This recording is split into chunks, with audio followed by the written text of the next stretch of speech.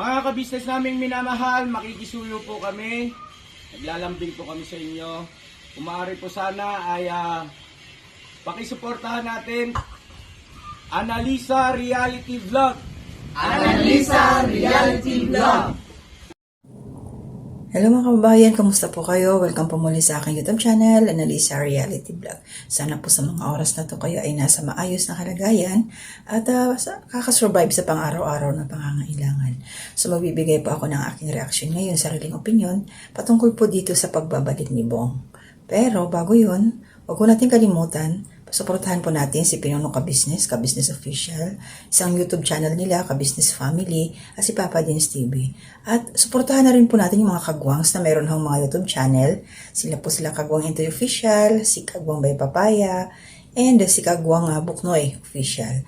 At ang aking pong mga kasamang mga reactors dito, huwag niyo akong kalilimutan. Please, support nyo rin po si Anime Reactors TV. Masipag po na namin to kasamang reactors. Lahat ng kailangan namin na mga katanungan, siya po yung sumasagot sa amin with regards to YouTube channel. And support na rin po natin si Kabayan Alminda Mix Vlog, si Ma'am Flair's channel, support po please, at saka si Kalingap Turak, and then si Ka-Business Kabayan Taong Gala, and Katangay PLC, and also Kamix Vlog. So yun po ang aking mga kasama mga reactors dito. At mamaya sa dulo ho ng aking gagawing reaction ay syempre medyo may konti akong time para mag-shoutout po yung mga nakita ko ho sa comment section. And overall, thank you so much po to my 2,726 subscribers. Thank you po sa suporta ninyo sa akin. Nandyan po yung mga silent viewers, yung mga nagla-like, nagko-comment at saka nagsishare. Maraming salamat po sa inyo. Parte po kayo ng journey ko dito sa aking YouTube channel. Na baby pa lang ho sa ngayon. As we go on, hindi natin alam na malay natin mag-grow tayo, di ba? Nasa Diyos ang awa, nasa tao ang gawa. So, supportahan niyo po ako, kaming lahat po. Yun. Ito na. Sino sa inyo yung nagpabalik-balik panoorin yung pagbabalik ni Bong sa Ka-Business Family? Sa totoo lang nung nangyari yon, di ba nasa live pa si Pinuno Ka-Business? Karugtong na pala ito na so nagulat sila. Nandoon na si Bong. O di ba? Siyempre lahat tayo masaya. Unang-una, nasilayan natin si Bong. Nakita natin na ligtas siya, safe siya, nandyan, nakabalik na. Nagbalik loob sa Ka-Business Family. So na-realize niya ngayon na walang iba talagang nagmamahal sa kanya ng totoo, kumakalinga sa kanya ng tapat, at talagang nandyan yung malasakit, nasa Ka-Business Family lang. So, tinanong nga doon nila Pinuno, mga kasamang kagwangs, shout out sa inyong lahat, mga kagwangs natin. At dumating rin si Mrs. Ka-Business nung medyo in the middle, na kinakausap na ito si Bong. Yun. Umalis pala siya doon nang hindi nagpaalam, kasi nga, ayon nga sa kanya, umaalis siya dati na hindi na nagpapaalam kaya pinagalitan siya. So nung pinagalitan siya, sinita nga, dapat nga daw magpapaalam kaya umalis na siya ron. Hindi na rin nagpaalam. Alam naman na natin si Bong, ganun talaga siya eh. Yun nga lang, at tinanong din ni Pinuno Ka-Business kung yung sa mga damit niya, nandoon pa rin. Gustuhin man siyang samahan nila Pinuno para kunin doon, ayaw ni Bong. Siya na lang daw. Okay yun. At least marunong tumayo si Bong sa sarili niya sa mga bagay niya. Kasi nga naman, siya lang naman naghakot papunta roon. Hindi siya rin ang kukuha. Ngayon, ito na. Doon pala siya tumira sa kanyang blinag dati nung sa Solo Vlog Challenge. Yung pinuntahan nila Intoy. Sila doon, nung may nag-message kila Intoy na nandoon nga daw si Bong pero hindi na nila naabutan. Doon pala siya natutulog. Pero tingnan natin ang itsura ni Bong. Nangitim na naman siya, pero okay lang yung katawan niya. Kaysa nung nung Pasko bagong taon na last na nakita siya nila Pinuno, pinuntahan doon sa bahay, na parang naniningas yung itsura niya, walang tulog, namayat siya. Pero ngayon, okay yung katawan niya. Pasalamat din tayo kasi naalagaan din siya doon. Yun nga lang ang naging problema niya. Siyempre, hindi siya talaga mapirmi sa bahay. Pasaway talaga si Bong. Alam naman natin yan. So, nangalakal na naman siya. Bakit nangalakal? Wala siyang pera eh. Yun ang sinasabi ko. Wala nang suporta ng asawa. Hindi na nasuportahan. Kaya yung bike niya, tinanong din ni Pinono, yung unang bike pala niya, naisanla niya, nung kinabukasan daw na pumunta doon sila Pinono sa kanya nung madaling araw. So kinabukasan, naisanla niya na. Yun yung bike na binili ni Pinono ka-business, binigay kay Bong. At yung bago naman na binigay ng sponsor galing doon sa kanyang asawa na fake, ay isinanla din niya kasi wala nga raw siyang pera. So yun siguro yung dahilan na talaga na umalis na rin si Bong doon kasi syempre, alam nga naman na maging palamunin siya doon. Diba? Laki ng katawan niya. Kaya siya umaalis doon araw-araw, hindi siya nagpapaalam. Siguro yan, nangangalakal nga siya. Gumagawa siya ng diskarte para may makain siya. Kasi nga naman talaga nakakahiya pagka ganun, na palamunin siya doon. Kasi nga, yung sabi nga doon niya kung habang binibigyan siya ng kanyang asawa dati, kanyang fake na asawa online, hindi siya maalis doon. O di nung wala ng suporta, lumayas na. O ano ngayon? Ito na yung sinasabi ko. Darating talaga yung panahon na kahit saan man tayo pumunta, kumbaga yung barko maglayag man ng maglayag na napakatagal na panahon sa gitna ng laot, dadaong pa rin at dadaong sa daungan. Ayan na si Bong. Yung kanyang daungan ay ang family ka business. Bumalik na siya. Doon na siya ngayon. At sabi nga niya, papasok na daw. Sana nga pumasok na siya. Pumasok na talaga si Bong para mabago na ulit, makarecover siya, makabalik ulit. Kaya lang may naisip ako makabayan, advanced thinking ako. Kasi mahirap yung tiwala. Baka mamaya, drama ng kanyang fake na asawa na sige, bumalik ka doon, kunyari ganito, ganon, di ba? Sana hindi naman, sana hindi. Sana hindi yun. Yung ibig kong sabihin is, sana kusang loob talaga si Bong na pumunta doon para magbalik na, pumirmi na. Diyan kila Pinono ka business. Hindi yung may nag-utos lang sa kanya para mag-stay siya ulit doon para meron siyang pera, meron siyang kitain, meron siyang sweldo. Sana hindi nga ganyan. Sana totoo ka na, huwag ka na magsinungaling sa ka-business family kasi nandyan na sila Hindi naman sila hindi naman sila nawala. Ikaw lang naman ang umalis. Biruin mo, tanggap ka pa rin. Aminado naman yung si Bong na may kasalanan talaga siya.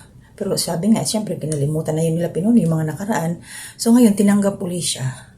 Paulit-ulit siya tatanggapin ng pamilya, ka-business. Basta bang mag-ano ka na, yung katotohanan na yan na talagang hindi ka na magsisinungaling talaga sa ka-business family. Yung totoo ka na dyan ka na, papasok. Pag sinabi mong papasok ka. At harinawa nakabalik ka na doon sa sarili mong bahay. Yun ang pang-abangan namin nung live nga ni Pinono, ang sabi, maglilinis nga sana sila doon. So, hindi natin alam kung natuloy kasi dumating ka naman na at least buhay si Bong. Kasi inisip natin mamaya, diba, maraming nag-isip na hindi maganda na sa ilang araw na wala siya, na hindi sinabi nga nung kanyang fake na asawa, na 3 araw wala, plus ang 3 days pa, naging 6 days na. O after 6 days, anyan na lumutang, at least nakita natin na humihinga si Bong. Nga lang, wala na siyang paligo. Walang bihisan. So ngayon siguro sa mga time na to, malinis na yan si Bong. Sana sa susunod na mag-upload sila Pinono, makita na natin si Bong lagi. Nandun na siya kasama. Huwag ka nang pasaway, Bong, kasi wala nang ibang tunay na magmamahal sa'yo, magmamalasakit sa'yo, kundi yung family ka business. Sa totoo lang maraming nairita, mga ka-business supporters na nairita sila as in, parang ayaw na nila. Huwag nyo tanggapin si Bong yung mga ganun. Hindi kasi nga, walang mapupuntahan Wala, magiging naman, parang masasayang kasi yung naumpisahan nila Pinono ka business na 2 years ago, 3 years ago, masasayang. So, ayan na naman, andyan na sila. Wala tayong magagawa kundi suportahan natin ang ating Pinono ka business official kasi nga, hindi nila kayang tiisin si Bong. Mabait naman si Bong, kaya lang, yun nga, siya, nagpagamit kasi nga, kulang sa kanya, yung isipan niya na ang pangarap lang niya talaga ay magkapamilya, pero niloko lang naman siya. Tama, sabi niya, tinanong siya kung nakasal nga sila. Hindi rin niya alam. Wala man daw siyang pinirmahan. Wala namang singsing. Talagang manluloko yung babaeng yan. Nadaanan ko yung live niya. May gana pang magpa-games. Kafal face. Hindi mo lang nag-alala sa kanyang husband. Diba? Grabe. Papalaro pa siya. At hindi niya binabasa yung mga comment doon. Ini-ignore niya.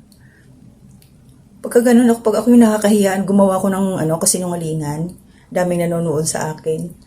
Tapos may gana pa akong ganun. Parang hindi ko na kaya yatang humarap ng ganun. Pero yun, grabe siya. Ang tatag ng mukha Grabe. Wala lang siya. Parang wala nangyari. Kawawa talaga si Bong. Mabuti na lang, ay masmasan na to. Bumalik na siya. Yan. Walang pasubali yung mga kagwang. Siyakap sila kahit may amoy si Bong. Sabi nga ni Pinuno, amoy lang yan. Ganun nila kamahal si Bong. Diba? At sana matubos pa yung bike, yung kay Pinuno. Sana makuha pa yun. Para mayroon naman siyang service. Grabe ang initim talaga ni Bong. Tinitingnan ko siya pa ulit-ulit yung pinanood yung video. Parang talaga, bilad sa araw, nangangalakal nga talaga siya. Siyempre, kailangan niya mabuhay eh. Tamang tulog lang siguro siya doon sa tinitirahan niya, yung sa Doña Ana. Tamang pahinga lang siya roon. Walang bihisan, hindi na naliligo. Antayin natin mga kabayan, ka-business ka papi, kalingap, yung pagkuha niya ng mga gamit, pag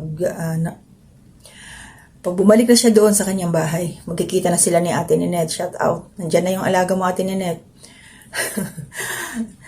Pinag-shout out nga, pinabanggit nga ni Mrs. Ka-Business. Shout out po, salamat kay Ate Ninette. Gaalangan pa siya. Bong, hindi naman galit sa'yo si Ate Ninette. Nagmamalasakit lang yun. Siyempre, kilala ka na noon-noon pa eh. Parang magulang, kapatid mo na rin yun. Diba? Nanay, ate, kung ano yung tawag mo doon. Pagka ganyan, Bong, na may mga taong pumupuna sa iyong mga maling gawa, nagmamalasakit yan eh. Mahal ka eh. Kasi kung ang tao walang pakialam sa buhay mo, walang yan. Walang pakialam talaga as in, bahala ka sa buhay mo, hindi ka mahal. Diba? Natuwa ko doon mga kababayan, ka-business ka papi at kalingap, nung nagkita na sila. Mismong si Bong ang lumapit kay Pinuno Ka-Business para yumakap. Nakakamiss yung ganun kasi talaga siya eh. Ay, naku, grabe, naiyak ako. Napaka-touching yung parte na yun. Tapos, niyapos nga niya si Pinuno. May lumabas na hangin naipit. Diba? Akala ko si Pinuno yung lalapit para akapin si Bong. Si Bong talaga yung lumapit kay Pinuno. Namiss niya. Si Pinuno Ka-Business. Diba? O Bong. So, sa mga nangyari na yon, lesson learned. Tapos, ganun talaga, may dumarating na pagsubok sa ating buhay. Doon tayo natututo. Sana Bong, natuto ka na sa mga nangyari na alam mo na ngayon ang sitwasyon na hindi ka pwede magpagamit sa mga taong magagamit. Katulad ng asa-asawahan mo na nagbahay-bahayan kayo sa online, huwag ka na magpapagamit. At sana mauntog na rin yung na yon, yung kabayan natin na yun. Usap na ba si Pinuno sa'yo, kabayan? Huwag mo nang pakialaman si Bong. Parang awa mo na. Maghanap ka ng ibang maluloko, huwag na si Bong. Tama na, kasi nasira yung buhay ni Bong dahil sa iyo eh. Totoo yun. Ginamit mo lang naman siya eh. Ako talaga, kinikilabutan ako mga kababayan, ka-business ka papet kalingap, kasi doon sa live niya may pakanta-kanta pa siya ng mga Christian song. Ay, tumatayo balahibo ko kasi opposite eh. Parang nagbubunyi siya na peragaba. Ay, Diyos mio. Holy Week pa naman ngayon. Yung mga dasal-dasal niya, yung pakanta-kanta niya, tapos yung ginagawa niya, may sungay, di ba? Parang ay nako. Talaga yung tumatayo yung balahibo ko habang naririnig ko yung kinakanta doon. Tapos magsasalita pa siya about the word of God. Mas lalong tumayo yung mga balahibo ko talaga, promise. Kasi hindi talaga eh. Mahirap paniwalaan eh, kasi alam natin yung ginawa niya eh, di ba? Sana magbago na siya. Yan lang naman. So, yun muna mga ka-business, kapapi at kalingap ng aking reaksyon. Masaya na tayong lahat ngayon na nandyan si Bong. Although, may isip natin, pasaway na naman to. Pray lang natin si Bong na talagang tuluyan na siyang mag-okay, na hindi na siya basta-basta na lang magpapadala sa salita ng kanyang fake na asawa. Kasi baka mamaya kontakin uli siya. Di ba? Sana maging na to si Bong. Talagang balik loob na siya na totoo. Balik sa dati. As in shot na talaga na hindi nagsisinungaling. Yung tapat ang kanyang puso sa ka-business family. Kasi mahal pa rin naman siya ng pamilyang ito. Mga kasama niya, mga kagwangs. So yun shoutout tayo. Pasalamat ako sa inyo mga kababayan, ka-business kapapit kalingap sa lahat po nang nariyan sa aking comment section. At yung mga hindi ho nag-comment, syempre, thank you rin sa inyo kasi parte ko kayo, gaya ng sabi ko kanina. Nanonood kayo sa aking mga ginagawang reaction. At salamat po sa mga nakaka-appreciate sa aking mga ginagawa. Minsan po low ba talaga ako, kaya pagpasensyahan nyo na. Malami ang aking boses, tapos kailangan kong hinaan pag nandito yung aking mga alaga. So ngayon wala kasi sila. Ako lang mag-isa, nasa labas pa. At ito na, shoutout po tayo. Maraming salamat. Shoutout kay Kabayan Aida Liad Thank you sa suporta. And also shout out din kay kabayan na Banji Kulitsky. Thank you po. And shout out po kay kabayan Sonia Napoles. Salamat sa support. And salamat Danbella or Velia Alimanya. Salamat po. Arlene Velasco, shout out. Ma'am Abelin Rueles, shout out po. Salamat sa suporta. Kabayan Arminda Elias, shout out. Kabayan Madel Love, shout out po. At of course, kabayan si Pascual na talagang laging nandyan nakasubaybay sa aming lahat ng mga reactors ng Ka-Business Official. Maraming salamat kabayan. Jose Pascual. And Clarita Mendones Stone, shout out po ma'am. Maraming salamat po. At syempre, ang ating Human CCTV at Ninette, thank you. Nakita kita sa comment section. Maraming salamat. Nandyan na yung iyong alaga. Bumalik na yung iyong kapitbahay, ate. Shout out po. Ingat kayo. And Mary Ann Prada Solido, shout out po. Mia Aquino, Acuni? Hala, hindi ko alam i-pronounce to kabayan. Pasensya ka na. I-correct me if I'm wrong. And of course, shout out po kay Ate Marilyn na busy rin sa kanyang life at mayroon mga pinagdadaanan to. Pray lang ate, laban lang sa buhay. At ang aking pinsan dyan, Walls Tradition, Counseling Studio, yung sa mister niya. At si Ma'am Aisa Dumasapal, shout out po. At sa aking mga Junakis. Aral lang mabuti mga anak. At sa aking asawa na nag-aalaga sa kanila. At sa aking nanay na nandun lang sa aming bahay. Sa kanyang bahay pala. At ang aking mga kapatid, ingat kayo palagi. Ano man ang iyong gagawin. So hanggang dito na muna ang aking reaksyon. Salamat sa Diyos. Nakita natin na gumagalaw si Bong. Kalmado na si Mrs. Ka-Business. Hindi na siya ngayon. Relax na siya kasi nakita na si Bong. Wala na yung pag-aalala sa kanya. So ingat po tayong lahat. Hanggang dito na muna ang aking reaksyon. Sa susunod po muli. To God be the glory.